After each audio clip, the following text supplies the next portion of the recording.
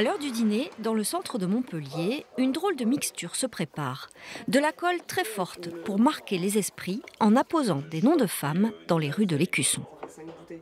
En France, c'est 6% de noms de rues qui sont des noms de femmes.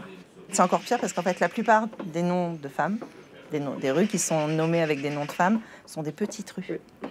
Des petites ruelles, des petites rues. Les boulevards et tout ça, c'est en grande majorité des hommes.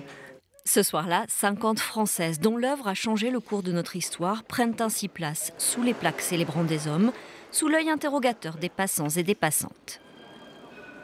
Est-ce qu'elles ne sont pas trop petites, ces plaques? Est-ce que les gens vont arriver à les lire? Il y a beaucoup de femmes quand même qui ont émergé malgré le virilisme ambiant.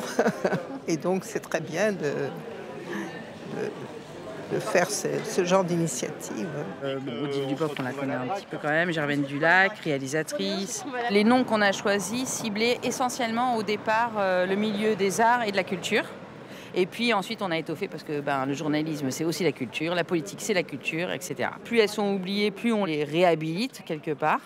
Si certaines colleuses comme Cécile préfèrent œuvrer dans l'anonymat, d'autres, comme Marion, souhaitent au contraire être le plus visible possible.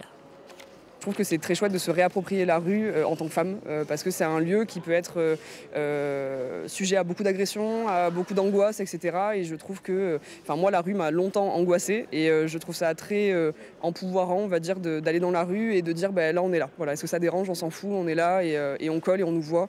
Et je trouve ça important.